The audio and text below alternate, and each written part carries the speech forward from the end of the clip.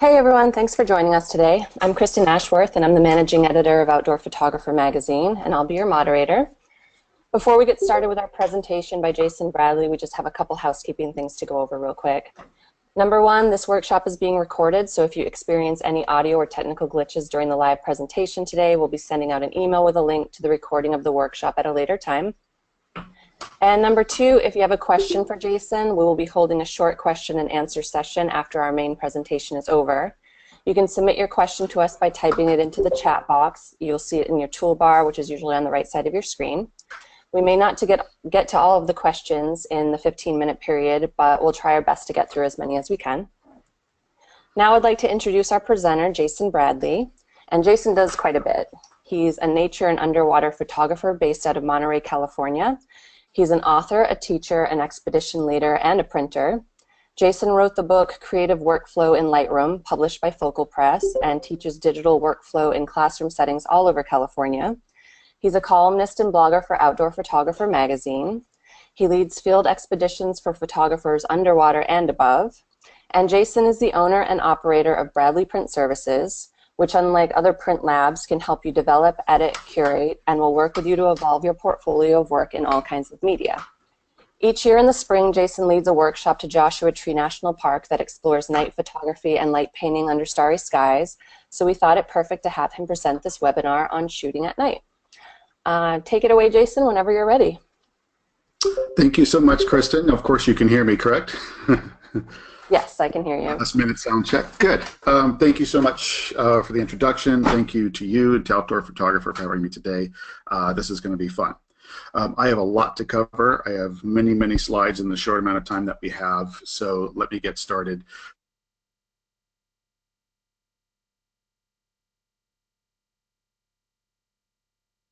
About and what it isn't about.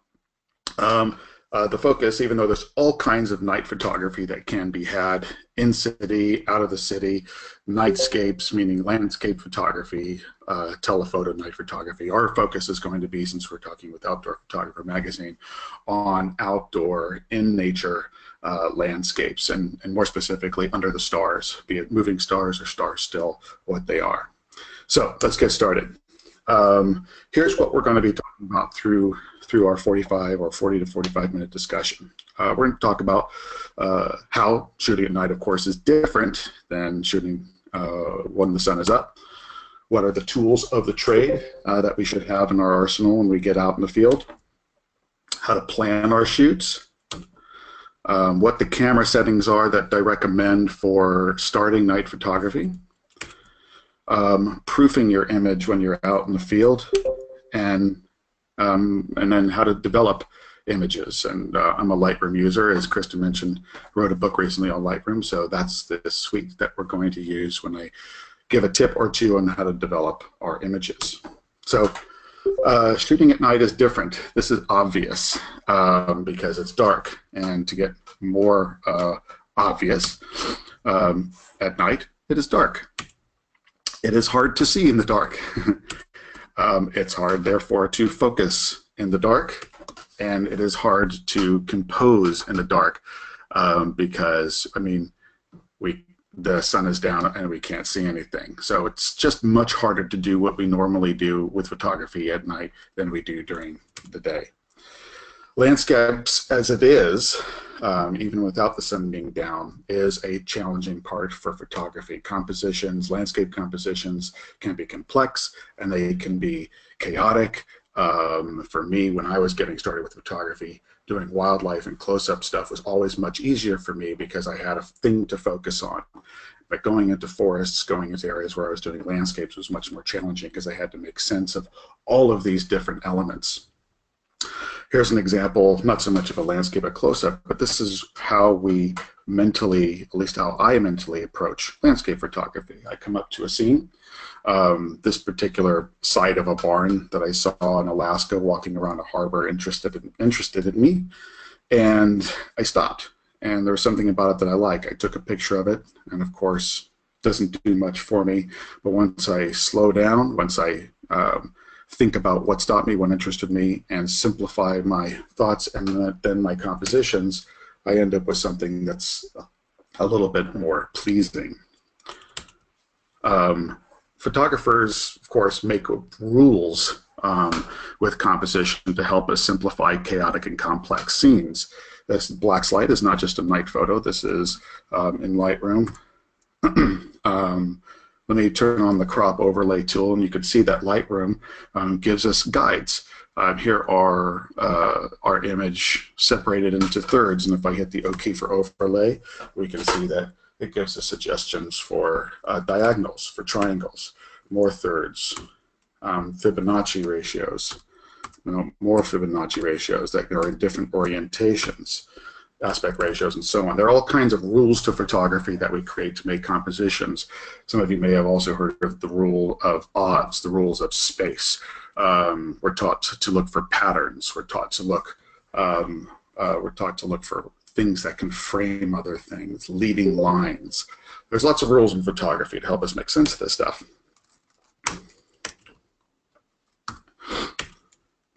Oops, went one slide too far. But nonetheless, landscapes can be challenging.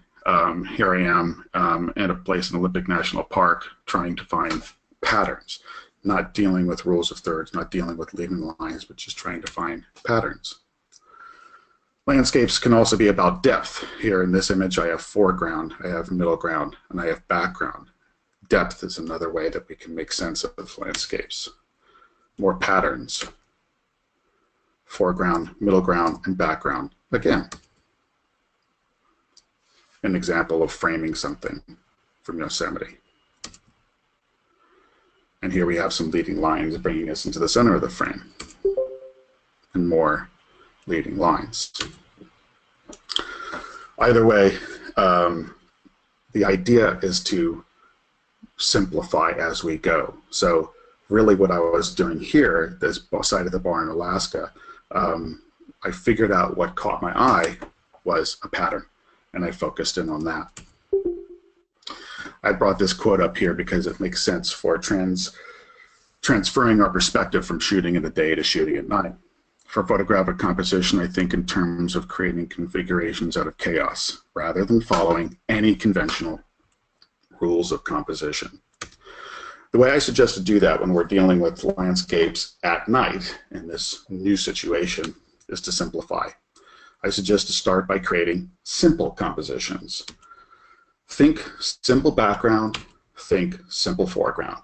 The way we can do that in landscapes, one really easy way to do that is by just focusing on shapes, focusing on silhouettes, backlight, silhouette. Here's another one. And another, just the shape of the tree and some kind of background simple behind it. It works every time. And here's one from Joshua Tree. Just a simple background and a shape. After a while, you'll start to figure out where the patterns are at night.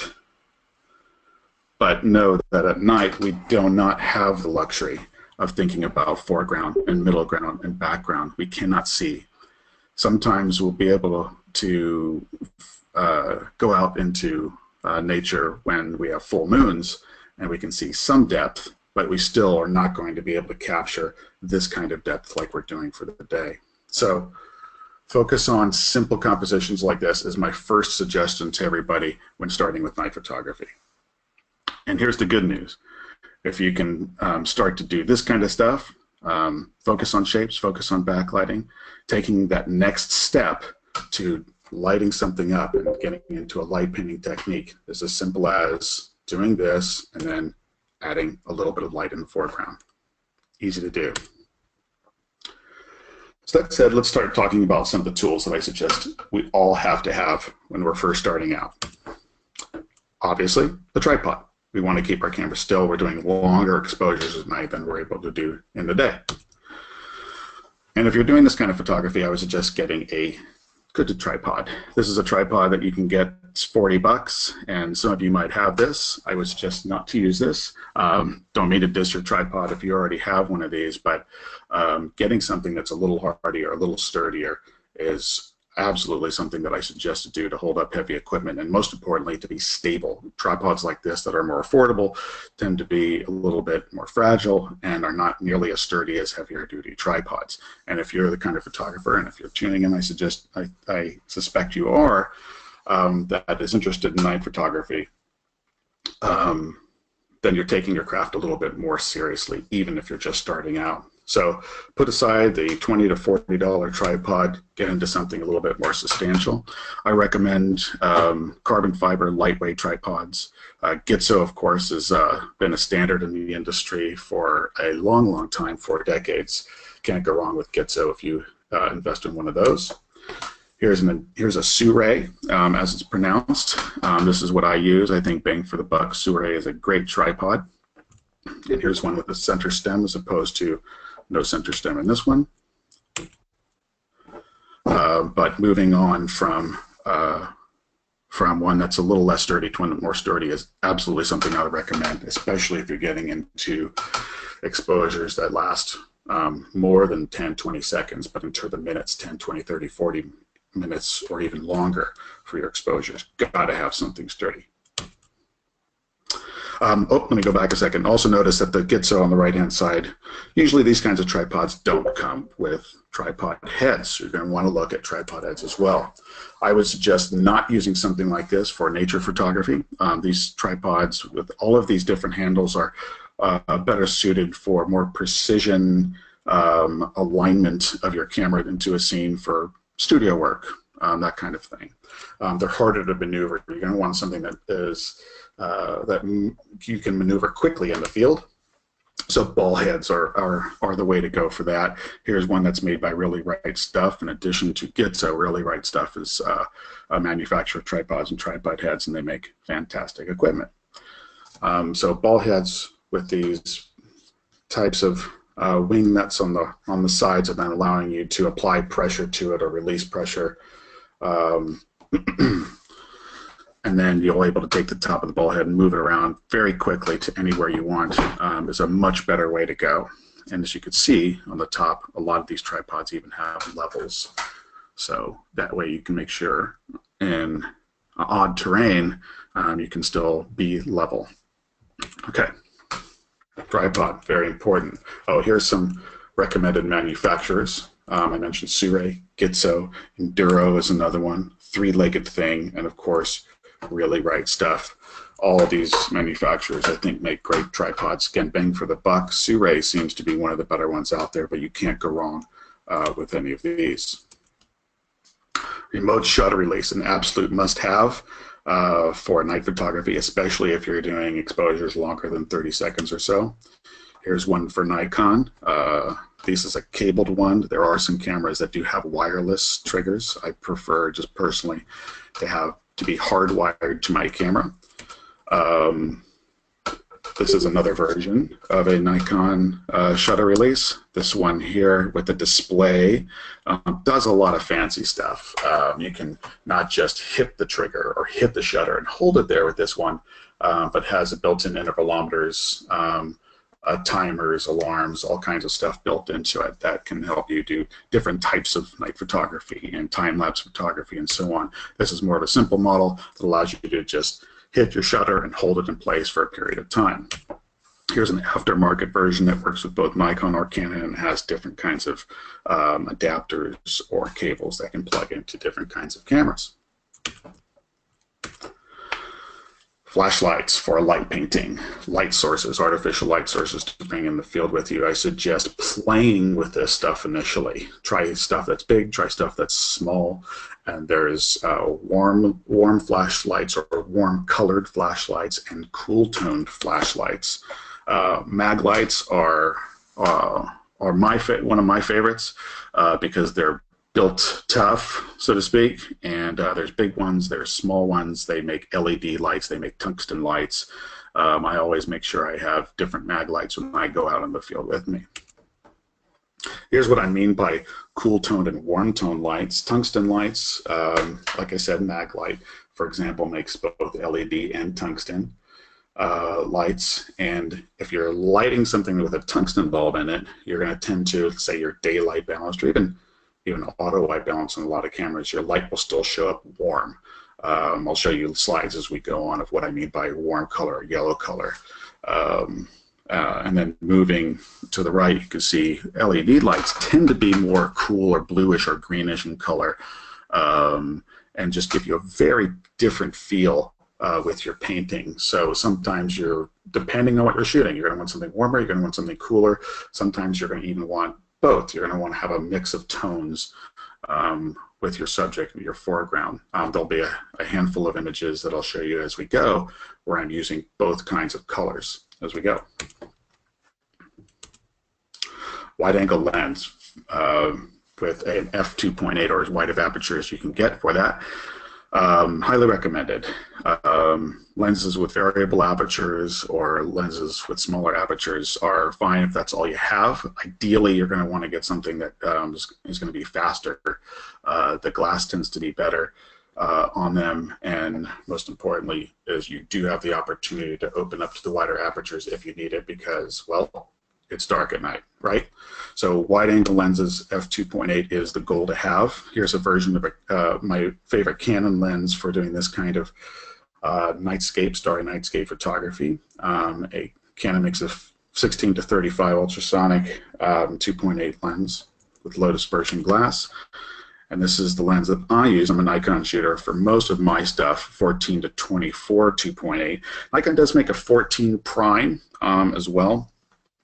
I actually tend to like this better because not only do I have the versatility of the zoom lens with this one, but I've found, strangely enough, that this is one of those rare occasions where the zoom lens is a tad sharper than the prime. So some examples of that. A great tool to have is an app which I'll show you a little bit later in the discussion called Photographer's Ephemeris. There's a desktop application to use this, as well as there's downloadable apps for your devices, iPhone, Android, iPads, and so on. An indispensable tool for night photography, and really photography during the day as well if you want to line up moon and sun or sunsets or sunrises with your location. Great tool for that. Starwalk or Stellarium apps. These are great apps for trying to figure out where constellations, where the Milky Way, or things that you're trying to target in the sky are going to be at different times of night, day, through different times of the year. I'll also show examples of these as later in this discussion. A full frame camera, obviously this is optional. If you don't have it, you don't have it. But a note that a full frame camera for doing longer exposures at night is going to be a better tool because they just tend to handle low light situations a little bit better, or rather when you're doing long exposures, especially when you're going into the tens of minutes, they tend to produce less noise, less static noise than the cameras with the crop sensor. This is, of course, what I mean by a crop sensor. If you don't know, there's the typical 35mm frame, but then there are cameras that are manufactured with sensors that are smaller than the standard 35mm size. And manufacturers tend to pack the same amount of pixels into the smaller area than the typical 35mm frame, and a byproduct of that is more static noise with longer exposures. So full frames tend to be better. And bring crazy lighting stuffs with you. What I mean by crazy lighting stuff, not just flashlights, but things to play with. Night photography should be fun and experimental and playful. Of course, a flash, bring that as well. I mentioned flashlights, but bring a flash. You can bring rope light with you. White colored rope light, warm colored rope light, different colored rope light, all kinds of stuff with you. Keychain lights that you can spin around. Doesn't always work. Like I said, it's experimental. Stuff that you can write with in different colors. Here's my assistant Joe wrote his name while I was doing a 30-second exposure here. But little keyed lights like this, or keychain lights, are perfect tools for doing that kind of stuff. You just put it on a rope and spin it around, or write with it and do all kinds of different fun stuff. And excuse me, of course, these come in different colors. Here's another example of me spinning one of these around from one direction to another. Here's a laser a green laser light that this is an image taken by a co-instructor a couple of years ago, Carrick Googlis, and he just painted one line along all the branches of the tree to create this effect. Very cool effect. Another image by Carrick where he was walking through the frame with different colored laser lights pointing it at the lens. Here's one by a workshop participant, Mark Dykins, who took a green laser light and he just did this crazy pattern all over the tree, and then in post, Mark turned this black and white, and I just love what he created with this. I've never seen anything like it. So there's all kinds of different things that you can do. Here's another tool which we brought into our Joshua Tree workshop from time to time called the Pixel Stick. This is a very cool thing if you haven't heard of this before. It's literally this long rod with LED lights along it, and you can program images into the Pixel Stick and then create weird things like this we did in Joshua Tree, where this particular Pixel Stick belonged to my co-instructor Kevin Osborne. He programmed this image of an elephant into it and walked through the scene, and it created this image. It's a little confusing how this might work, so let me bring you over to their website real quick and give you a view. So here is a nice shot on the front page of Pixel Stick's website where they took this person took a stick and literally walked it through, creating these weird patterns as he went. Here's another example. This really illustrates it. So here's a guy. A picture is being taken, probably 20 or 30 seconds or so. Walk through the scene, and look what's created. Pretty cool. So he programmed, or rather, he just set the Pixel Stick to do this rainbow effect. But again, you can program images into it. So here's another photographer that programmed fish. Look at x-rays of fish, Millennium Falcon. How can you go wrong with that? Programmed fire through it. So pretty cool stuff.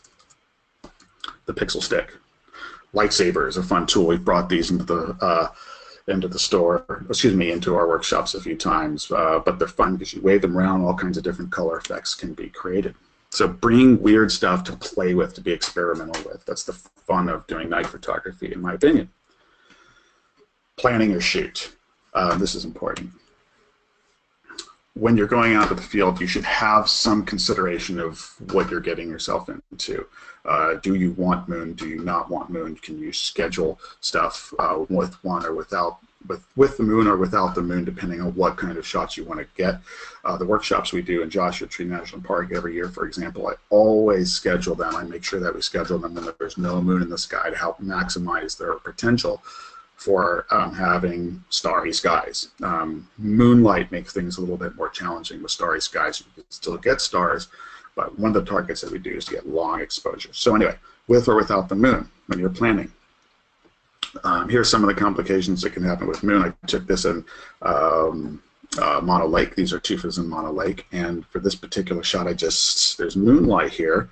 Moon's coming from the upper right-hand corner, and all of these shadows are being cast. There's light and dark. So the moon, when you're doing long exposures at night, it's casting shadows just like the sun would during the day.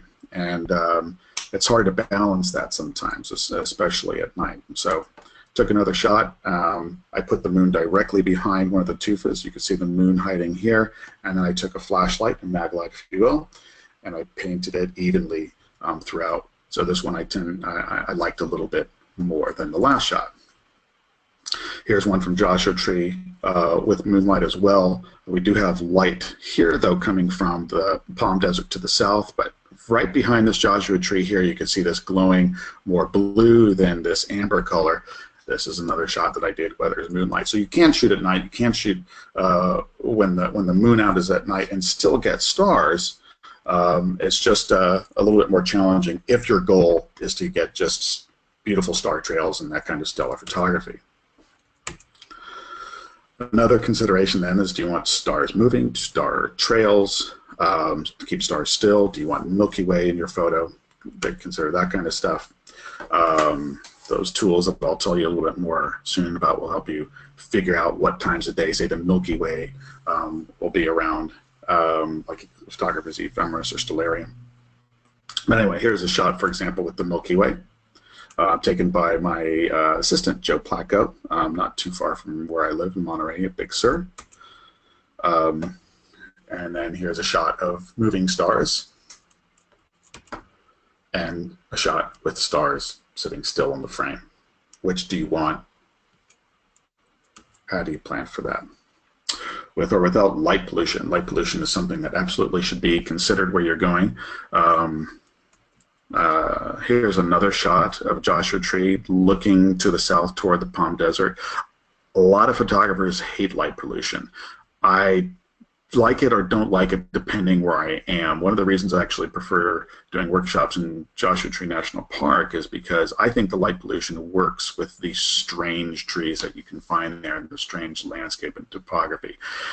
The whole landscape looks so otherworldly there. If you add light pollution to it, it just kind of fits. But if you're a purist, if what you want is nature untouched kind of photography, then you have to plan to be in locations where light pollution isn't going to pollute your photographs. Of course, this is Joshua Tree National Park as well. It's just looking in another direction, and there are ways to avoid it.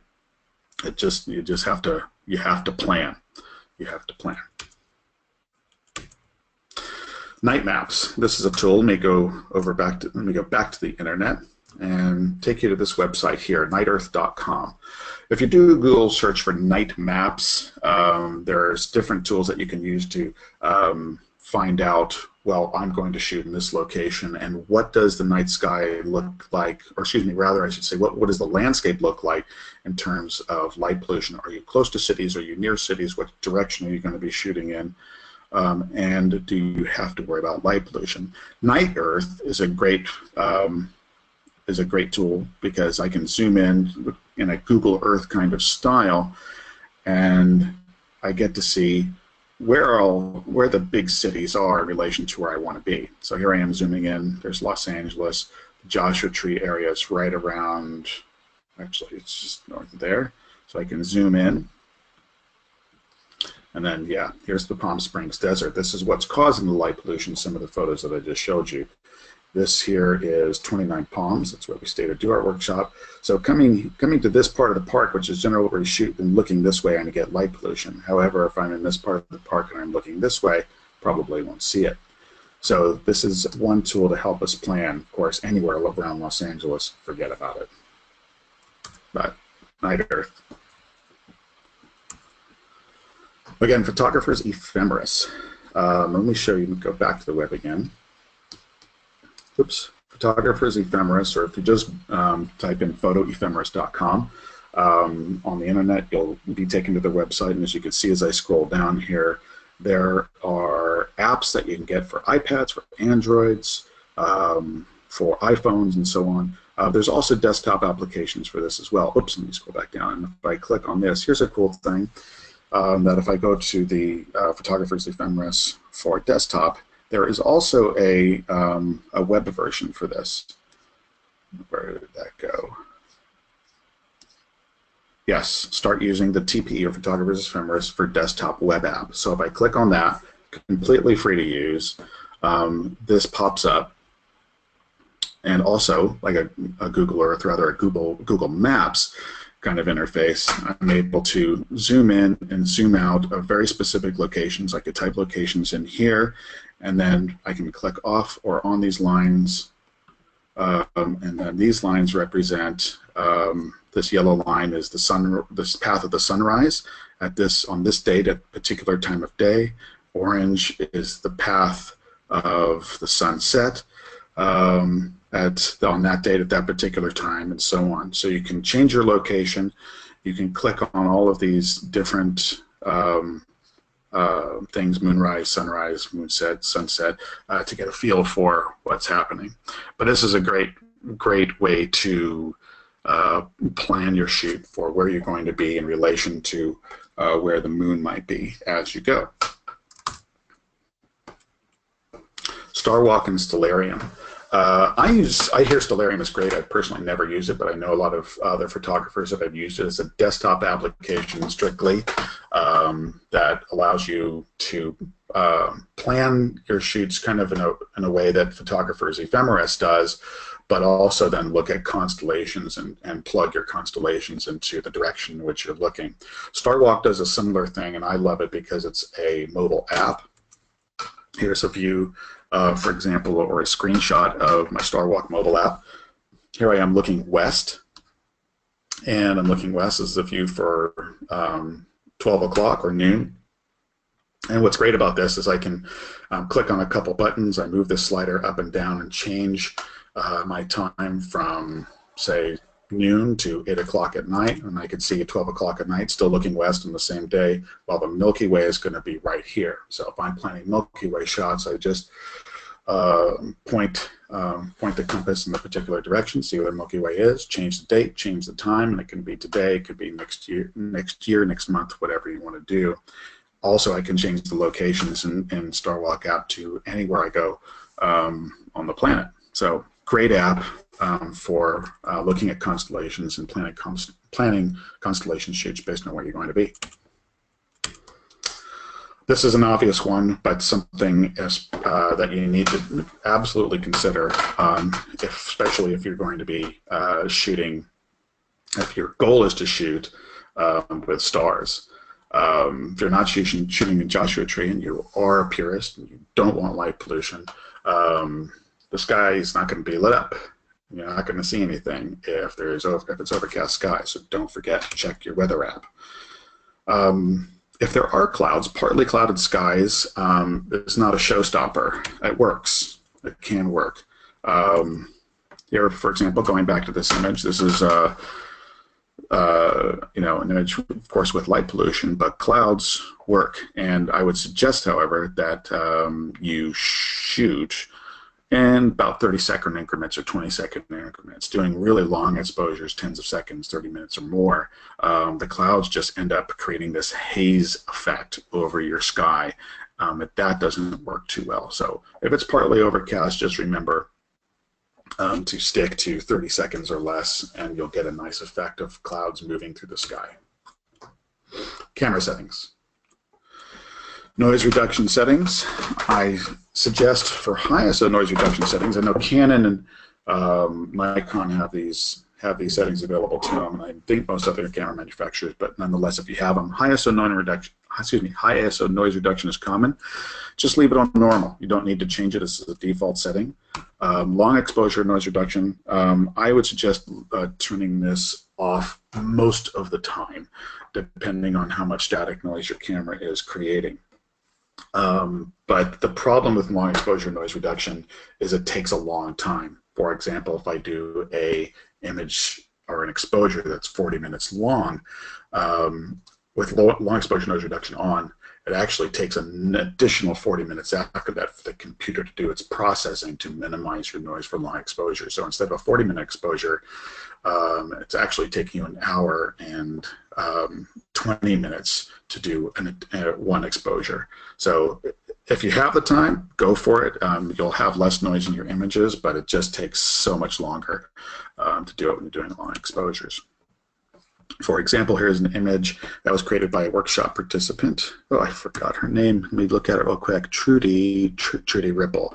A great image by Trudy that was using an older an older Canon camera model. And as you can see, this is what I mean by static noise. You can see all this red, green, and blue, and even white speckles throughout the frame. Newer cameras and newer full-frame cameras especially do not produce this as much as older cameras. So long exposure noise reduction can help with that, but something to consider. I suggest leaving it off unless you have the time. ISO settings and aperture settings. Let's talk about those. Let's turn our information on here. Whoops. This image was taken at 30 seconds. ISO 1600 with an aperture of 5.6. Here, a little bit higher ISO, 2500 with a wider aperture of 3.5 at 20 seconds. So a little bit less in time, a little bit wider in aperture and higher ISO, but I'm also not looking directly toward the light pollution with this one, so I need more sensor sensitivity, hence the ISO 2500. Longer exposure. Here's an image that was shot 1,384 seconds, or basically 20 minutes. F4, ISO 400. And then here's one with it's a much longer exposure, 2300 or almost 2400 seconds, basically 40 minutes, f6.3, ISO 1250. Back to this moon shot here, 30 seconds, f11. Notice I'm looking at the kind of at the moon now, even though the moon is hidden behind the tufa. Much smaller aperture, f11 with ISO 800. Do not need to be as light sensitive with this one because everything is so much brighter with the moon, and of course there's full moons and not so full moons. So here's my suggestions, generally speaking.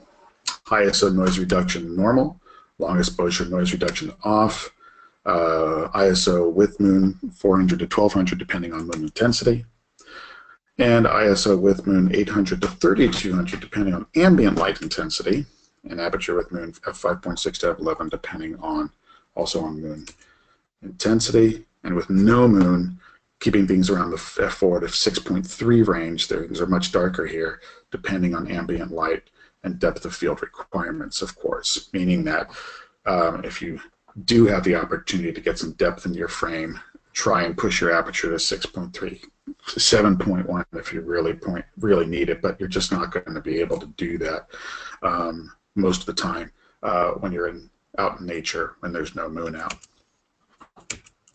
Oops, 30 seconds versus 30 minutes. This is an important one. I showed you this image before. This is taken at 20 minutes. And notice the length of the star trails in this image here. Well, here's one taken at 40 minutes. And I think that the star trails are much more pleasing in this image than this image. And that's just because it's twice the amount of time. I think, from my experience, and you might like this frame just fine, might be perfectly acceptable, but having the longer star trails is absolutely a better look in my opinion. So a minimum of 30 minutes to get this longer star trail look is where your brain should be. Another image taken with a 40-minute exposure. Look at the long sweeping star trails in that one. Of course, doing this kind of long exposure in the tens of minutes photography, you got to be in manual mode. You got to have your bulb setting on, which is like the next step up above 30 seconds. For my camera, I can go to 30 seconds, and the next step is bulb, which is when I need to use these kinds of remote triggers and plungers. Exactly the situation where I need to use these things, because I can't just sit there and hold my shutter down. Got to use something where I can lock that shutter open and then use a stopwatch and time it. So here's an image that was taken at 30 seconds. Stars are still with this one. Now this one was taken in 3 minutes, but look at what's going on with the stars. Now if I zoom into this image here, you can see that the fronds of the Joshua tree are nice and sharp, but there's kind of this blurred look to the stars behind them. And if I go back of the frame, this is again 30 seconds. Not so much. Huge difference. So my suggestion is when you want stars still, keep it 30 seconds or less, stars moving, 30 minutes or more. And of course you can do this in the moon. This is another one. This is a little bit more than oh no, I apologize. This one is 30 seconds. Going back to this is in fact 20 seconds. That's right. This is 20 seconds. This is 30, and this is why 30 seconds is kind of pushing the limit. You could already see some movement in the stars here. So 30, anything more than 30, it just pushes it a little too far in my opinion. So 30 seconds to 30 minutes. Focusing tips, obvious one, shine a bright light. Shine a bright light on your subject, get your focus locked on, turn your light off, and do your shot. Going back to this image here, the way I focused on this was we had a little bit of moonlight out on this one, and I just turned my ISO all the way up to 6500. I took this really bad, noisy image, but it allowed me to take a quick photo, so I didn't have to wait 20 minutes or 30 minutes for my frame to come back to check my focus. I could do a quick check on the focus, make sure everything's there, and then I go back and take my photo. Another example of shine the light on, get your focus locked on, turn your autofocus off. Of course, let me emphasize that again. Make sure your autofocus is off when you're doing this. There is, going back to the focusing one more time, there are techniques in which you can actually put tape on your lens and line up line up a focus before the sun goes down and then wait for the sun to go down and then do your shoot, but that locks you into a very specific photo. I like the versatility of focusing on the fly, so use lights to do that. If you're focusing on just background elements and there's nothing in the foreground to shine a line on, a trick that I use is I'll take my lens, turn it all the way to infinity, but then back off a few millimeters, do quick test shots, and check the focus. You don't want to ever have it all the way to infinity. You always want to back it off a millimeter or so. Anyway, image stacking. Let's do a brief note on this because some of us may have heard of it. I'm not going to talk about this in detail today, but just show you what it is. This is an image composite that I made in Joshua Tree at Archrock. This is my assistant Joe Placco on the frame, and here's the way I did this. Image stacking is done by basically doing time-lapse photography and then putting all of the images together later. So this is what this is exactly what I did. Hopefully you all can see as I'm sweeping through these frames. I took a lot of individual frames at different time increments, and then using Photoshop and actions I created in Photoshop, blend them all together to create the effect. There's software that you can do this automatically with as well. I tend to use Photoshop. And then I take one image that's just of Joe, just with the silhouette, under the arch rock, and I'll take another image after I've stacked all of those together, and I come up with this. It's a Photoshop blending thing. This is not all one frame. I actually think I did this in close to 40 different frames. But stacking is a fun thing to do. Going back to my website, StarStax is a popular program. Marcus Enzweiler, you can Google, or just Google StarStax, S-T-A-X, and this is a software program you can download that'll help you stack images, short of learning how to do custom actions in Photoshop. Light painting, the basics, and using different light sources. I'm going to say this again. Light painting, for the most part, is really just about play and experimentation. Here's a sequence I did, for example. I started out using a tungsten light, a tungsten mag light, and I shined it on the yucca plant. Didn't like it, so I tried something else. Went behind it, backlit it. Didn't like that. Changed from a tungsten light to an LED light. Notice the different colors. Okay. Didn't like that, so I went to the front, painted it there. Didn't like that. Tried it a different way. And tried it a different way. Now I'm backlighting it with a tungsten light, but in the foreground I'm using a cooler light. Here's a bad technique here with the light coming from the left side of the frame. Here's a really bad technique where I'm shining the light on my face for some reason. But after play and play and play, I get my technique down, and this is the final frame that I end up with. But every single frame I do, there's always trial and error and experimentation that goes on, getting yourself closer to that final frame that kind of works, where things come together. But zooming into this here, you can see what I have. Looking at the background, I'm backlighting it with a yellow light, and then the foreground is with an LED light. Two completely different color temperatures that just happen to work for this particular frame. Here's another experimentation. Just doing a weird pattern on a rock with a tungsten light. Another one where I'm doing tungsten light on the tree, but then I take an LED light and I cast a shadow on the rock. Here's another where I'm just leaving it as a silhouette. Another where I'm doing all LED. This one seems to work more. Make the sky go blue, edge light it with a warm light, and so on.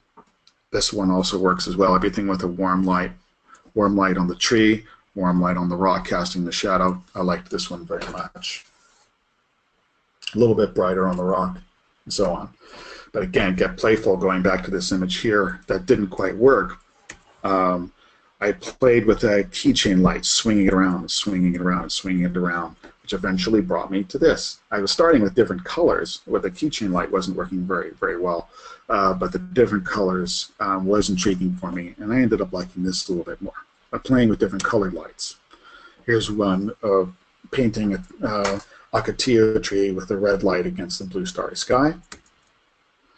Another sequence of experimentation with backlighting Ocotillo, backlighting it again, not liking quite what the backlight was doing, so decided to move more to the sides of it, and then edge lighting it from both sides, and then this works a lot better. It's just backlight with a very bright light of a Joshua tree, Going black and white works with this one as well, but then, yes, back off and do the whole tree works quite well. Here's one where I was doing something akin to that shot I did with Joe, and made a silhouette of a man in the middle of the frame and up against the night sky. Here's one, a combination of a light coming from behind the tree, and then the photographer came to the front of the tree and just lit the top of it. Another fun, playful thing where the photographer put a light. This is the photo made by Greg Adams, a workshop participant, put a light inside the tent, and then just shine that for the duration of this frame, which is about 30 minutes long. And sometimes it doesn't work. Here's one where I was playing, warm light, backlight, another kind of light. Sometimes just got to leave it as a silhouette. Sometimes you just got to keep it simple. Flagging and snooting. Snooting is an important thing to do with night photography. Basically, these are just things that you can do where you can either use your hands to kind of cut the light, so it's just shining on a specific area. Here's a rim light on this Joshua tree, and there's no light shining on the rock. That's happening because I'm using my hand to kind of stop the light from bleeding over onto the rocks and just shine on the tree. So you can use your hand. You can wrap paper around a light, construction paper, bring it into the field with you, wrap it around the light, and keep light from spilling over. Here's a flagged light on the edge of the tree, and then I snooted a light and just had a very narrow beam of light painting over the edges of the rock to create this effect here. Same with this, light painted directly on the Joshua tree, and then a snooted light painted over the edges of the rock here. This image was created by Andy Wallace, another workshop participant. And using flash.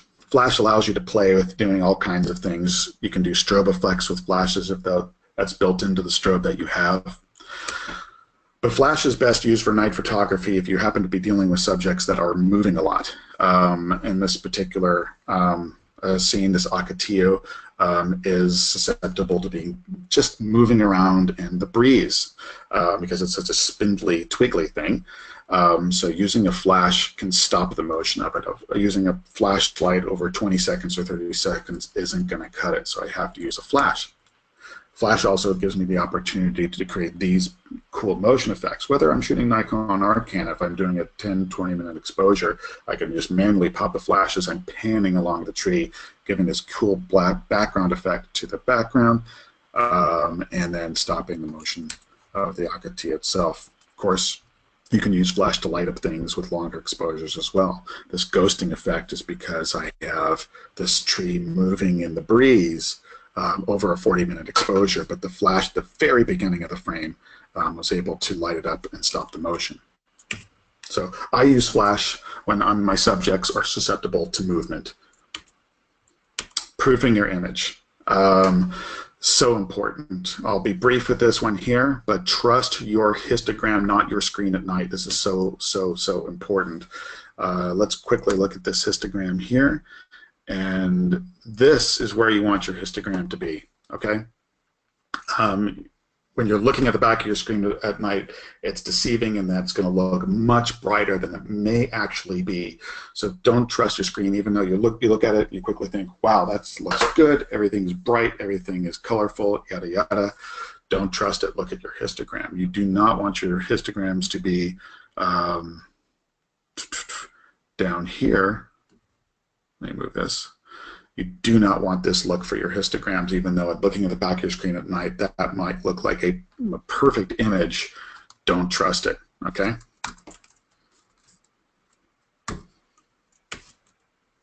And also, check your focus, and check your focus. Trust those histograms. Do not trust the back of your screen. And after you take that image, zoom into it. Make sure things are sharp. I recommend using these loops on the back of your camera. These are great during the day as well to make sure that your focus is exactly where you want to be. It's so easy to misfocus at night. Even if you're shining a light on something, it's easy, very easy to do. So check it. Don't trust that your focus is there. You could have bumped your camera. You could have hit that autofocus button. So you're going to want to zoom into your image and make sure everything is good and sharp. Okay. Now, developing images. I'm going to be brief with this because we're running out of time. But this is what I recommend. Stay raw. Color is going to be interpretive. There's no perfectly accurate color at night, especially when you're using different light sources and so on. Some people like neutral colored skies, some people like blue skies, some people like warmer colored skies. Clarity and dehazing in Lightroom are great tools for bringing out stars because those are tools for bringing out edges of things. Localized correction tools are going to be great for balancing light. It's always hard to get a perfectly balanced image tonally at night because it's hard to see what you're doing and it's such an experimental process. So localized correction tools are going to be great. Lightroom's new range masking tool is fantastic. If you haven't heard about it yet, I'll show you it quickly, and then I'll give you a couple of really quick noise and sharpening reduction tips, or noise reduction tips and sharpening. So this image here, for example, let me reset this image. This is my raw file here, and this image doesn't need much. I want to give it a little bit of contrast with the tone curve, but what really makes this image pop is I'm going to go to my localized correction tool, go to my graduated filter, and going back to what I was saying about using clarity and dehaze, I'm just going to add and arbitrarily bring it up to 61 and then drag my filter down and look what that does. Here's before, and then here is after. It really makes the edges pop out of things. I'm also going to bring, there it is, highlights up a little bit more. So here is then, whoops, here is then before, and here is after. Just a little contrast and a little clarity on the top of the branches, and that goes a long way. Go over one more image here because we're running out of time. Here's an image. I want to show you real quick what I did with it using localized correction tools. Here is my adjustment brush. I have 3 adjustments that I did to this image here. One, here, as I darkened the sky, I added a little contrast, darkened the sky a little bit. With this one here, looking at our mask, I actually increased the exposure of the shadow areas along the underside of the rock with this one. And with this one here, using another adjustment brush, I slightly increased the exposure on these adjacent shadow areas, or the shadows kind of outside of the shadows, if you will. One thing I don't like about this image, though, is how this sky is looking nice and colorful. Down here, we're looking a little bit hazy, but this is a perfect opportunity for the new range masking tool. I'm going to click my radial filter to activate that. Draw a ellipse around that area here, and I'm going to darken it, but as you can see, it darkens everything. Well, range masking, what it allows me to do is I can go to luminance, and I'm going to take the range of my luminance as a threshold slider, if you will, bring it only to the specific tones that I want to affect, and as you can see, the rock brightens back up. And if I darken this exposure just a little bit more, the sky now matches the sky. The sky in the center rock matches what's above the rock as well. Wish I had more time to go over developing, but I think we're running out here, and I'd love to open the floor to some questions because I know that you guys have some. So with that said, let me move back over to my slides. Oh, and my computer's warming up. There we have it. All right. All right, thank you, Jason. That was great. We do have some questions coming in, and if you haven't done so already, feel free to type your question into the chat box, and we'll get to as many as we can. The first question is regarding the Pixel Stick. Let's see. For the Pixel Stick, how do you get the image, and does it sense location and project the image? It does not. So it's a timing thing. What you take an image and you literally through a thumb drive, if you will, put it into the space computer that comes with the Pixel Stick, upload it to it, and then you have to walk through a scene at a certain pace. But it's very much trial and error. So you basically are going to walk through a scene, look at your frame, and think, did that work? Did it not work? And then you have to either speed your pace up or slow your pace down. And then it becomes important of whether or not you're coming in toward the lens at an angle or whether you're walking through the scene perpendicular to the lens. So all that stuff is just, you just got to play with it to get the look that you want. Okay.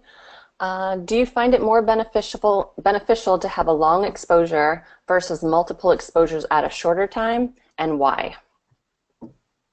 I absolutely prefer to have one long exposure as opposed to, I think what we mean here is stacking images or doing interval time-lapse photography and stacking them at the end of it, right? The details, I should say, of one versus the other are noticeable. If I go back to this image here, and I zoom into it, see if my computer will speed up a little bit here. Yeah, I'm in a one-to-one view. Develop module, let this render. The details look very good if I'm just doing one 40-minute exposure. Yeah, there you can see.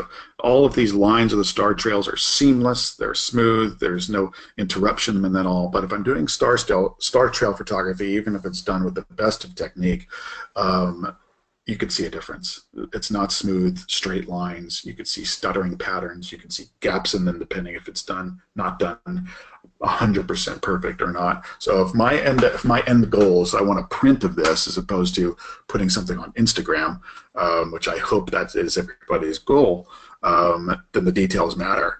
And doing it with single exposure versus the star trail stuff is just better. But hey, low res stuff, smaller prints, star trails, stacking images works too. Okay, regarding camera settings, do you just use auto white balance? Good question, and I do. And that's usually just because I'm lazy, to be honest with you. So I probably should switch it to something that's more accommodating to the scene. But I just use auto white balance, and I know that, especially since, as I said, the color is interpretive. You can choose a warmer sky or a bluer sky and so on. I just put on an auto, and I always just play with it in post anyway. And since we're shooting raw, right, it doesn't matter that much. If I'm doing a little bit of a shift from warm to cool, if I'm doing huge shifts, then it could matter. I don't want to oversaturate one of my color channels if I'm going in that direction. But auto is fine. All right, next question. Can you go over some noise reduction tips? Yeah, sorry to ran out of time for that one here, but I'm glad you asked the question. Let me go back to, let me go back to a different image here.